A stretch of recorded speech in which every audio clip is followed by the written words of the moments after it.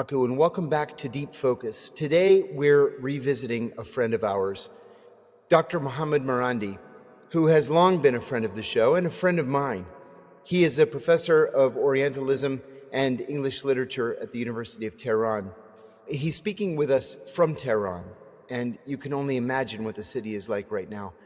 Mohammed, without any further preambles, welcome to the show, and thank you so much for taking the time to be with us, especially with everything that's happening today. Thank you very much for inviting me, and it's always a pleasure being on your show, John. Thank you. Mohammed, can you tell us what life is like today in Tehran? It seems like you have just relentless missile strikes and ships firing from offshore and drones and rockets. What is day-to-day life like? Well, because a lot of the targets are civilian infrastructure, it is pretty terrifying for a lot of people. We have a large number of double tap strikes where they bomb a square or an apartment building or some high-rise building, and then when people go and rush to help and first responders are trying to find survivors under the rubble, they strike again. And this has happened quite often. One of my friends was a witness to was a witness to a double tap attack in Ferdowsi Square in the city center of Tehran. I spoke to a journalist for Drop Site News, who's Iranian, who lives in Iran, spoke to me or sent me a message and told me that he was in a square where the same thing happened, and they killed 20 people because they went to help the injured, and they were trying to find people under the rubble. So these sort of massacres are taking place. The United States and the Israeli Air Force, they carry out carpet bombing. I posted a video of one of their strikes on a densely populated neighborhood in Tehran. It was utterly vicious. And so these are very dark times for humanity. Of course, it's an unprovoked war. You wouldn't know that if you watch CNN or the BBC or read The Guardian or read the New York Times or Breitbart or Fox News. You would think that somehow Iran started this war, even though this is the third time that the United States engages in war with Iran. The first time was, of course, after it supported Saddam Hussein for many years and allowed it to obtain chemical weapons through Germany. Near the end of the war, they, in order to save Saddam, because back then he was their ally, they entered the war, destroyed Iran, attacked Iranian naval ships, destroyed Iranian oil platforms, and downed an airliner, killing 290 civilians. The second time, of course, was 8-9 months ago, when the Iranians and the Trump regime were negotiating, and he was secretly conspiring to carry out a blitzkrieg attack. And of course, this would be the third time that, under the cover of negotiations, Trump was, along with Netanyahu, planning an attack to slaughter Iranian people. But if you look at the news, any major news outlet in the West, you would never imagine that this is what's happening, the unprovoked war where they murder leaders, where they murder scientists, where they murder academics, where they murder families, slaughter entire families, wipe out entire apartment blocks. And they're doing it simultaneously, by the way, in Lebanon as well as we speak. So it's a regional massacre. But people are very steadfast, and I'm I'm quite stunned. I predicted this. I believed this would be the case, but I didn't quite. Um, I didn't think it would be like this. Every night, and sometimes during the day, but every night across the country, people gather in cities in tens of millions.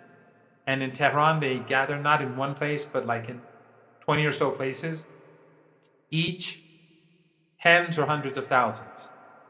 And during the first 2 nights where these gatherings began, I posted the ones in Tehran, like clips from different areas in Tehran, so people could understand, if they put them together, what a massive crowd it would be. And these people were under bombardment. The Trump regime was bombing them. They're firing missiles, and in some of the clips you could see the anti-aircraft or anti-missile systems working, but men and women stood their ground. I found that to be extraordinary. I've never seen such a thing before in my life. I have to agree with you, and I want to add something too, that it is a war crime to strike civilian targets. It's a war crime to rocket a school and kill 160 children. It is a war crime to sink a naval vessel and then refuse to aid the survivors. So this isn't just, so many of us yell about the Israelis. And that naval vessel was not armed. It had gone to India for That's right. A naval program that different countries were involved, and they were just men on a ship, and so they massacred them. They bombed many hospitals. On the first day, in Tehran, they bombed a very large private hospital, the Gandhi Hospital. They targeted the IVF clinic, so many women won't be having babies. The whole hospital has been emptied, and it's private. I mean, it's not. I mean, no hospital is allowed to be. You cannot attack them, but it's not even state owned, or it's not owned by government. And the massacre of the girls on day one. There were two massacres on day one. One is less noticed because of the fact that the Trump regime targeted elementary school girls, killing 168 of them, and 10 or 20, I think 20 of their teachers and staff. And well, which we shouldn't be surprised, because the Epstein class, they rape and murder girls, so why not bomb them? And then a few hours later, they bombed a gymnasium where young women were playing basketball, where they were playing volleyball, and they massacred them too. But that was just day one. I mean, it's been going on every day, and today among many other places, they bombed factories. A pharmaceutical factory, I hear they bombed just about half an hour ago. There was heavy bombing about an hour ago, half an hour ago, and apparently they bombed a pharmaceutical factory during those strikes. They bombed the national stadium, the Olympic stadium in Iran this morning. The thing is, John, that they failed to destroy Iran's military capabilities, the underground missile cities, the underground drone cities, the underground factories for missiles and drones, because they're deep underground. And I think, after 5 days and there's no let up on the Iranian side, they're very frustrated, so they're taking it out increasingly on ordinary Iranians. And so we're seeing more and more carpet bombing, rather than it's becoming less targeted and more carpet bombing. And in these strikes, they bombed the National Emergency Service building. They bombed the Red Crescent, the main Red Crescent building. I mean, they're just like during the riots a month ago, when they're terrorists and they're trained rioters were slaughtering people on the streets and slaughtering police officers. If you recall back then, they were targeting ambulances and fire engines. Now, back then, fire trucks, back then, I was thinking, well, they are doing it so that the buildings would burn and that the injured would die. But now I'm thinking that is probably true, but they were doing it for today, so that Iran would have a shortage of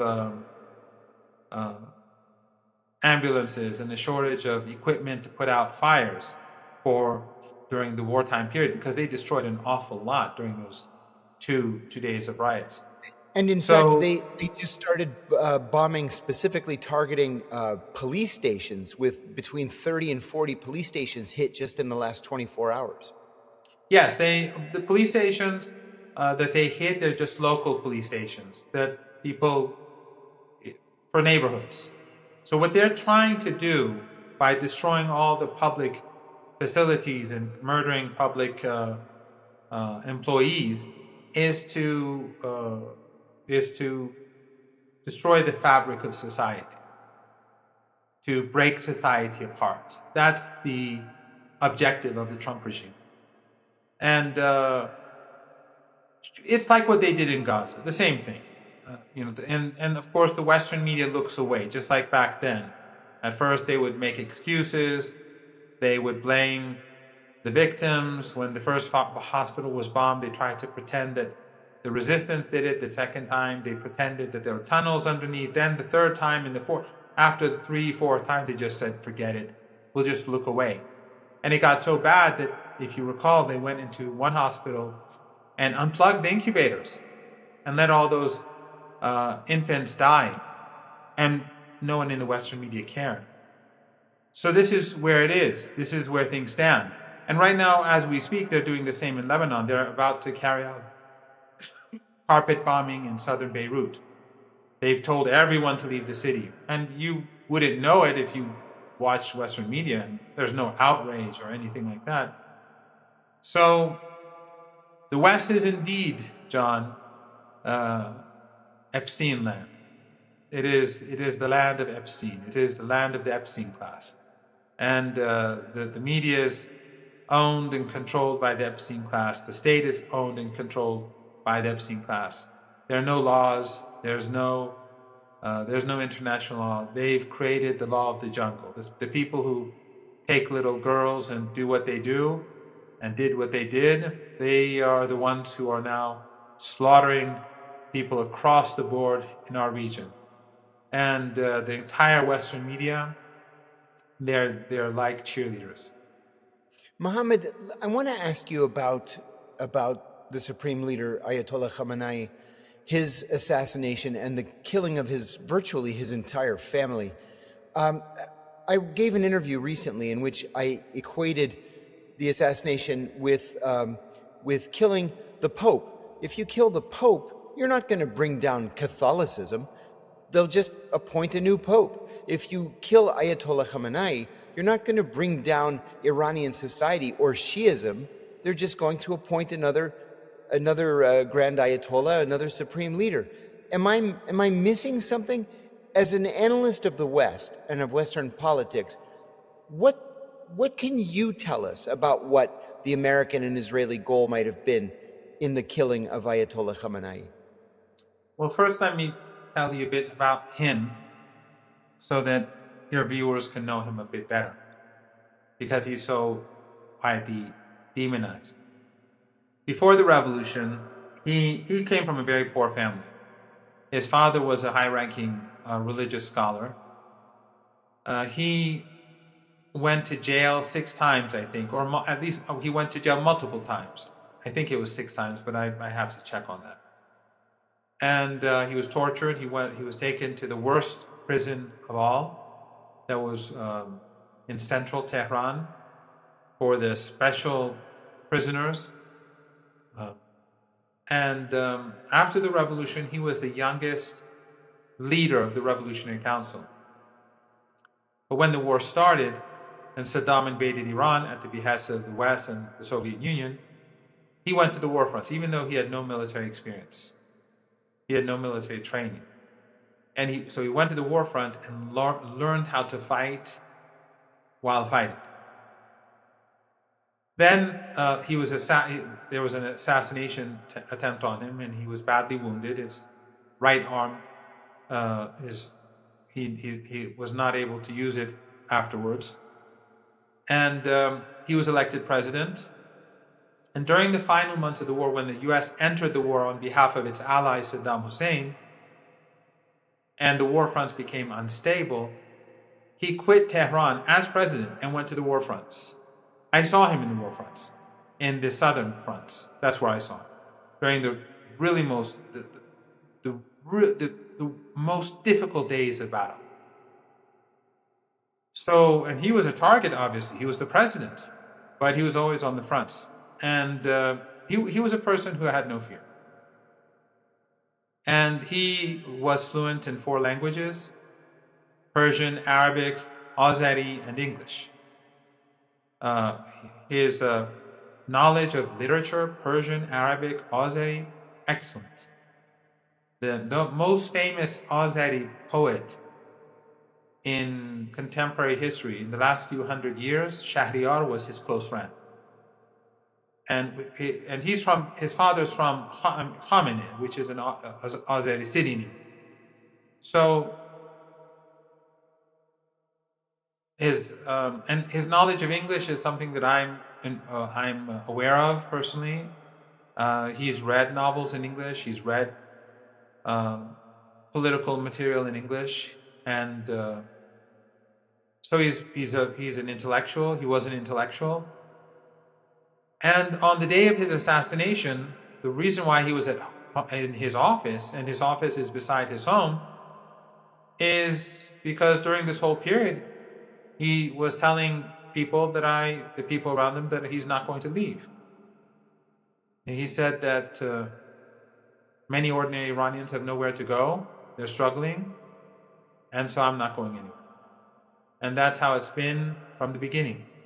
So if you recall all those childish stories that these Persian media outlets that are funded by the CIA and Mossad and other intelligence agencies, they spread rumors about him, where they've taken him, where he's hiding. The whole time he was at home and in his office. There was no intelligence coup. There was nothing. There was just a man who was not afraid to die and who wouldn't leave because others couldn't leave. So by killing him, by murdering him, they made him a martyr. The most important scholar in Shia Islam, the most important religious, political figure in the entire world, because he is not just the Pope, but he's also a political leader. So his followers and his supporters are outraged, not just for the insult and the aggression against their religious leader, but also against their political leader, whose beliefs were social justice and emancipating the oppressed across the world. That's why he always supported the resistance in Southern Africa against the apartheid regime. That's why he supported Cuba, even though it was a communist state. He gave it his support, even though Iran had its own problems, its own economic problems. We had maximum pressure sanctions, but we have always been trying to support Cuba, Venezuela, and Nicaragua. Why? Because they were considered to be oppressed under the boots of imperialism. And the same is true with the Palestinian cause. And that is basically his sin. At home, his policy has always been, he supported the private sector, but his policy, because we've had different presidents with very differing economic and political views, he would always insist not to let the dispossessed and the financially vulnerable, not to let them suffer, to support them, and to strengthen them. And also one characteristic of his followers is that they're now becoming increasingly like him. Now they are prepared to die in these. I think that probably the reason why every night on the streets of Tehran and other cities you see these people standing there as they're being bombed and refraining from moving is because they've been inspired by him, by the fact that he was not afraid to die. And so I think that this is going to make it even worse for the Trump regime. And I think that the steadfastness of the Iranians is going to increase even more than it would have if he was alive, so if it's significantly more. And you know, John, I said this already to a couple of people. I've had 3 instances of people contacting me, students, who told me that they were involved in the riots. They were not like those who were the terrorists and who were killing people or who were burning down buildings, but they were, they were excited and they were foolish, and I guess they did some stupid things. I didn't ask. But these 3 people, I don't know them well, but they're from my faculty. A couple of them I don't think I've met before. I'm not quite sure. I mean, I've been thinking about it today because I spoke about it a couple of times. I'm not quite sure.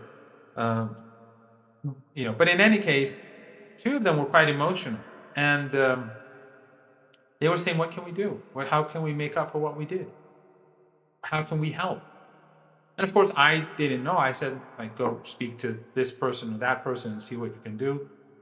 But these young people who were influenced by this Persian language media apparatus, which is huge, I mean, hundreds of television channels, thousands of trolls. They have troll farms everywhere. Just in Albania, thousands are working in one troll farm. Tens of thousands of Iranians are on the payroll. And so a lot of these young kids were influenced by this Persian language media empire, and who were influenced by these fake narratives of the West loving human rights and how all your problems are because of your government and your state and the Islamic Republic of Iran. They saw with their own eyes what the West does. And 100 years of books and philosophers teaching them in class, and political scientists telling them about the crimes of the United States and the Israeli regime, it couldn't have had this effect. People are seeing day and night the slaughter. As I sit and do an interview with you, people are dying. Bombs are exploding. Who knows who's next? Will they target our house? Will they target a few streets to the south? Will they target the studio that I'm in? Who will they target? Who will they kill next? And it's all just by chance. If you look at the places that they bombed, often poor neighborhoods, working class neighborhoods, middle class neighborhoods, to the east of the city, to the west of the city, to the north of the city, to the south of the city, everywhere. They just slaughter. And so these young kids, except for I'm sure some people are, they'll always close their eyes to reality. But the decent ones, they've all seen the reality of the United States. And so I think that the United States is going to have to wait another decade or 2 in order to create another generation of that has a substantial young set of people who believe their nonsense. But hopefully by then there will be no more American empire. My hope is that it will end in a very short period of time. Mohammed, the administration here in the United States is very clear that it wants nothing short of regime change. At the same time, all Iran has to do to win is to survive. How do you see this ending? Donald Trump said a couple of days ago that he could see carrying out these attacks for weeks. Well, attacks for weeks isn't going to change anything. Iran is an enormous country. It has 92 million people. Its economy is diversified even under sanctions. Its military is spread out. It has a navy. So what does defeat for the West and victory for Iran look like to an Iranian? I've been informed today by a significant political figure that Iran plans to continue this war until the midterms in the United States. And they are planning to force the United States to leave.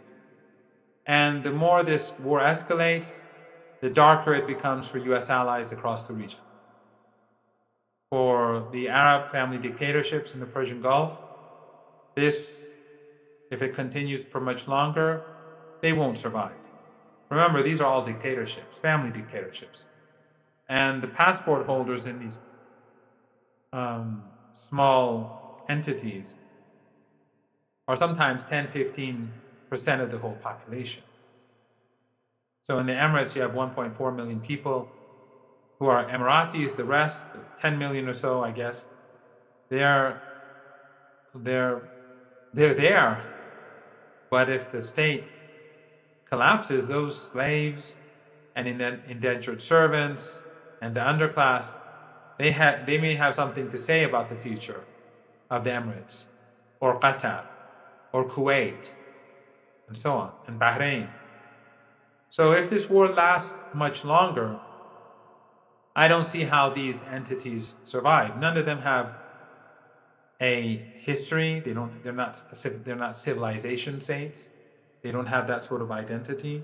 None of them have an ideology. I mean, the Iranians have Islam, and of course, Shia Islam has a particular essence to it. It supports the oppressed. It fights against the oppressor. It's steadfast.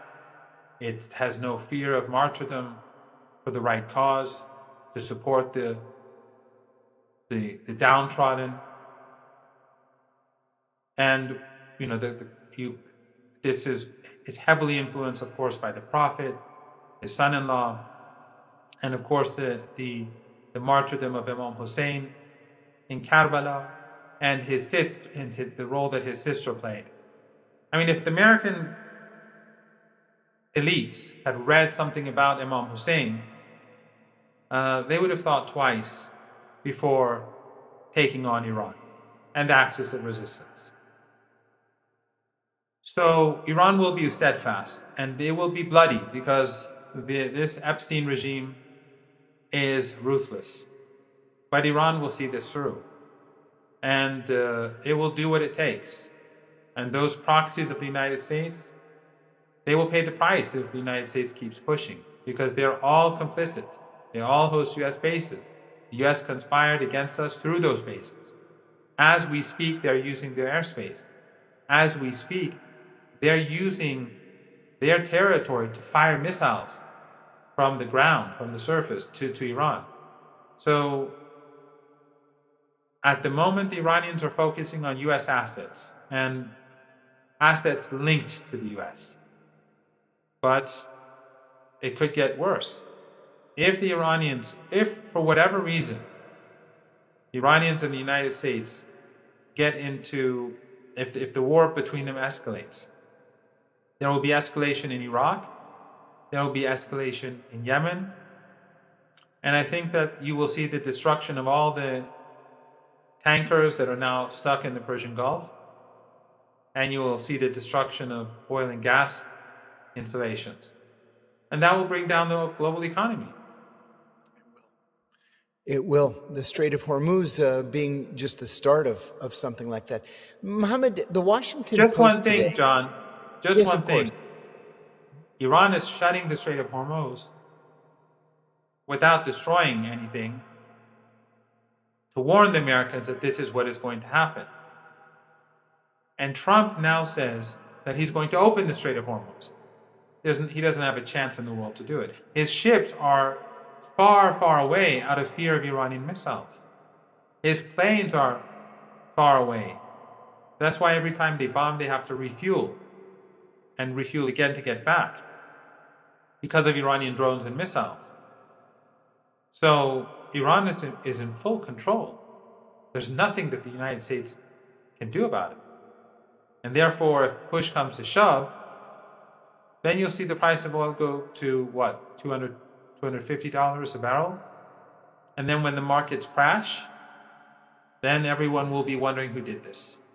And even the MAGA people, who obviously have no moral principles, because forever wars are okay, hiding the Epstein files is okay, even shooting white people in the face are okay. All that's okay now. But when they lose their jobs and their factories, the factories that they work at collapse, and the businesses go bankrupt, and the price of gasoline becomes unaffordable and they have no money to pay for the gasoline, I think they'll be trying to figure out who's behind this. Mohammed, the Washington Post asked a rhetorical question on its front page today. It said that Russia and China are close friends of Iran. Why aren't they helping? First of all, are they not helping? And second, can you comment on the current relationship, whether it's diplomatic or military, between Iran and Russia and China? There's no doubt that they're working together, they're cooperating. Iran is purchasing weapons and doing business with them. I have no doubt. I don't know any details. But the relationships between these two countries are quite good. And by the way, the Russians are benefiting big time. While Europe is paying extra prices, a higher price for energy, and the price of gas is going up even faster because of Qatar than the price of oil. And this is really bad news for Western countries. I want to come right back to that, but first we're going to take a quick sponsor break. Thanks for bearing with us. Right now we're watching two major flashpoints unfold at the same time. The takedown of El Mencho has thrown Mexico into chaos, and U.S.-Iran tensions are escalating faster than anything we've seen in years, all the way to full-out war. Here's what most people don't realize. Every time global instability spikes like this, one asset surges: gold. It happened after 9/11. It happened during the 2008 financial crisis. It happened when Russia invaded Ukraine. And it's happening again right now. Well, there's a free report now called the Global Crisis Playbook that lays out exactly what's going on and what it means for your retirement. It includes a step-by-step guide to moving your retirement into physical gold, tax-free and penalty-free. Plus a 7-point checklist experts say every retiree should complete before the next crisis hits. I don't think you're going to hear this on the evening news. But if you have a 401k, an IRA, or any retirement savings, this is worth reading. Simply go to johnlovesgold.com and get your free copy. That's johnlovesgold.com. Or call toll-free 888-GOLD-053 to request your free copy. Healthcare in this country is heavily influenced by politics and large pharmaceutical companies.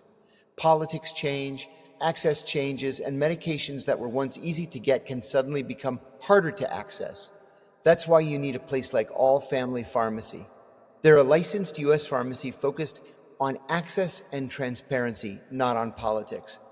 In most areas of life, we prepare financially, for security, for emergencies. Preparing your medicine cabinet should be no different. Instead of getting a small supply and running back every 30 days for refills, you can order ahead and keep a 3 to 6 month supply on hand.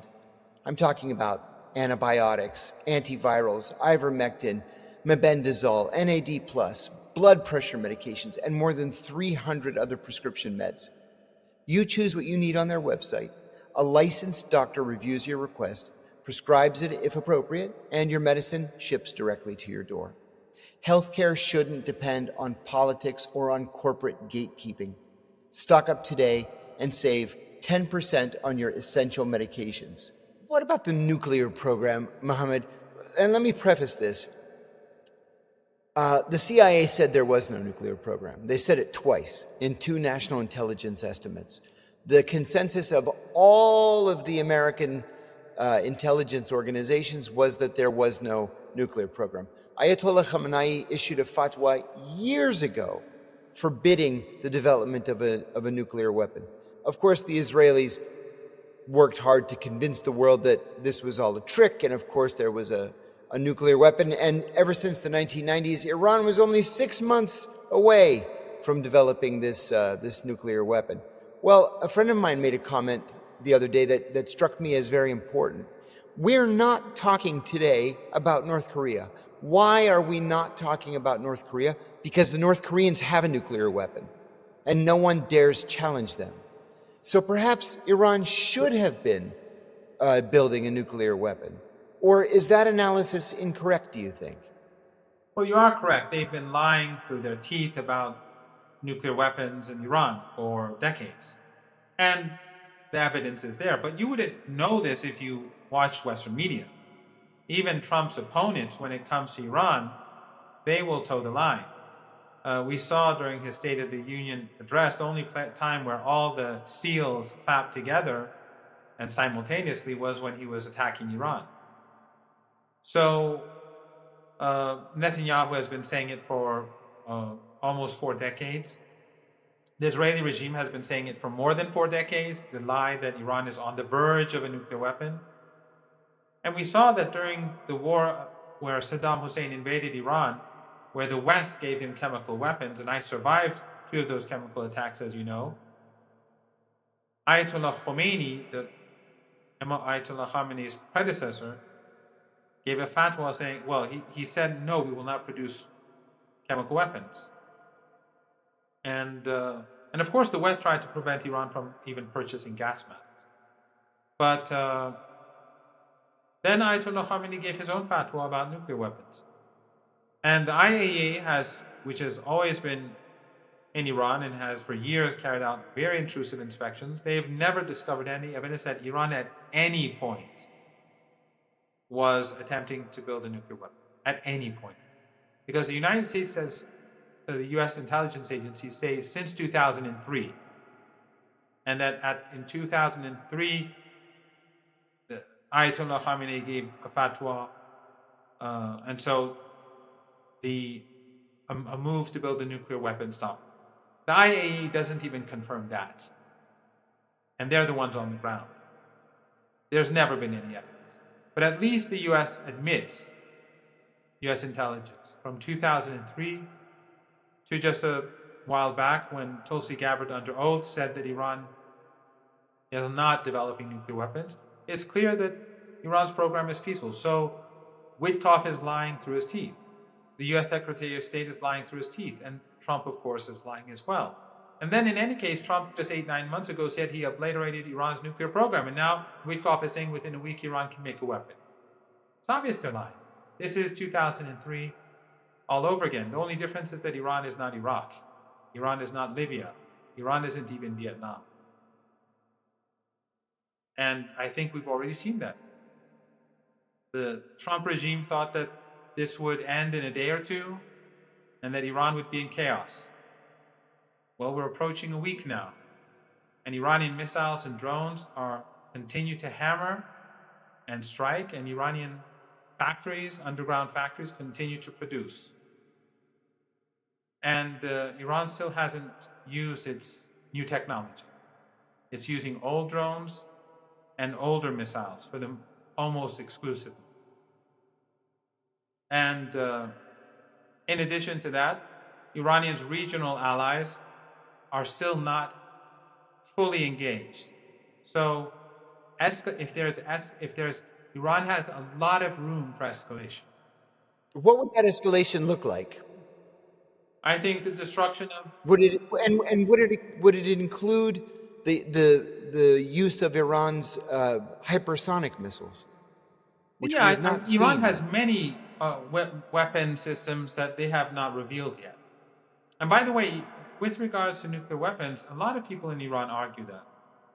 And two senior Iranian officials have said, two advisors to the leader, one who is now the chair of the Supreme National Security Council, before he was the chair, Dr. Larijani, said this, and so did Dr. Kharozi, who was a foreign minister for 8 years under President Khatami. Both were advisors to the leader. And they both said, Dr. Kharozi twice and Dr. Larijani once, that if there is an existential threat to Iran, then Iran's nuclear posture will change. But look how patient Iran is, and how, with regards to this, it's not acting irresponsibly, because a nuclear weapon creates all sorts of difficulties. All these dictatorships around Iran, Azerbaijan, Aliyev is an unstable dictator. In Kuwait, in Bahrain, in the Emirates, none of these, in Qatar, these are all family dictatorships. None of them are inherently stable regimes. Then they'll all want nuclear weapons. So that's one reason, and of course there's the moral issue, which is the main reason. That's why Iran never produced chemical weapons. So, those who say that this fatwa has no meaning out of their ignorance of Shia Islam and of Islam, at least they can look back in history and see when the West was gassing us, we refused to gas their proxies. That's the difference between us and the West. Just as when they carry out genocide in Gaza, we support the Palestinians. That's the difference between us. When they strangle Cuba, we support the Cubans. When they take the Venezuelan nation hostage, we support the Venezuelan nation. When it comes to morality, it's actually the exact opposite of what the West says. Iran has always had the moral high ground. And Western propaganda has always been covering a reality that they are the ones who have no morality, zero morality. And we saw it in Ayatollah Khamenei's march. We saw it in the way in which they conducted themselves, and we see it when people are on the streets. Iran, I know you know quite a bit about Iran because of people close to you. Iran is a very highly educated country. Yes, indeed. Iran, there are more Persian language media outlets working against Iran than there are in Iran. Billions of dollars a year are being spent. Troll farms and bots and billions of dollars. So Iran is always hearing the disinformation. Iranians are always hearing the disinformation. Yet, despite all that, they come to the streets and remain steadfast under missile attacks. That's the difference between Iranians and Americans. Americans know nothing about Iran. They just hear they just know what they hear on CNN or Fox News, which is all rubbish. They're all controlled by the Epstein class. The same people who won't let us figure out who Epstein's real contacts are, all the files that are hidden away and the redacted information. That's the reality of the West. I think people are waking up to this fact in the West. I'm confident in that. But the propaganda about Iran is something much more difficult to deal with, because first of all, people have been hearing this propaganda for decades, and second of all, Iran is far away. It's this other. So it's easier to demonize it. At home, people are waking up. They saw Gaza. They know about Zionism. But when it comes to Iran, it's a bit too difficult for them to recognize it. It's not what they thought it was. Mohammed, what about prospects for a widening of the conflict? We hear about drones or missile attacks against Cyprus or against Azerbaijan, whether they're true or not. They just in terms of the propaganda value, it serves to broaden the conflict. Do you see it actually broadening? And what are the chances that the Russians and the Chinese get more involved? Well, if you believe Tucker Carlson's sources, And he is, of course, probably the most well-connected journalist in the world when it comes to US politicians and the US military. He says that in Saudi Arabia and Qatar, they've arrested Israeli Mossad agents who wanted to plant bombs and carry out explosions. So obviously, the Israeli regime has a vested interest in creating chaos and turning countries against one another. And that's what the empire has done historically, divide and rule. So that is, and the Iranians have denied firing drones at Aramco, and I think they also said they did not fire anything at Azerbaijan. But in any case, if the war does expand for whatever reason, these regimes won't last. Aliyev is a dictator. He'll fall. Kuwait, Bahrain, Qatar, if this continues for a while, they won't survive. At least the regimes won't survive. And the Emirates will never be the Emirates again. None of these entities will ever be. And this is a huge loss for the United States, because these are key proxies of the United States, which the United States milks. They've been milking them since they've discovered oil and gas. So the financial punishment being inflicted on the United States is not just the rise in the price of oil. It's the loss of this purchasing power that these regimes have, which help the US economy. And also, and I'm not an economist, so I should be very careful not to push this too far, but also it can be very dangerous for the US dollar because of the petrodollar, because the dollar, which is already in serious trouble, is powerful largely because of the fact that petroleum and natural gas is bought and sold largely in dollars. So there are lots of vulnerabilities for the United States. And these regimes, if they collapse, I think it'll be much worse for the United States. And the United States can't control this area. They can't bring troops. They cannot win a war on the ground. There's just too many. There's Iraq. There's the resistance in Iraq. There's Yemen. These are big countries. Yemen already fought a 7-week war. And during those 7 weeks, every day we were hearing from Trump that they're winning. We're hearing from Hegseth that they were wiping them all out. And then after 7 weeks, Trump said they capitulated, and he walked away. And they hadn't capitulated. They won the war. Yemen, Ansarullah, or what they like to call the Houthis in the West, which is, in my opinion, more of a derogatory slur. But anyway, the point is that the United States is no longer in any position to wage that sort of war. And it will not win that war. And it will bring down the global economy. And it will bring down the US economy for multiple reasons. So yes, if the war expands, and Ayatollah Khamenei said it will be a regional war. And we're already seeing a regional war. But the Iranians and their allies are not escalating swiftly. They feel that time is on their side, that they can escalate whenever they feel the need to. They control the situation on the ground. And from the bombastic statements coming out of the White House and the Department of War, it's already clear that they're in trouble. Talking all sorts of nonsense and saying, when Trump says, I'm going to choose the next leader. The United States, he's living in Fantasyland. And I think it's going to come crashing down.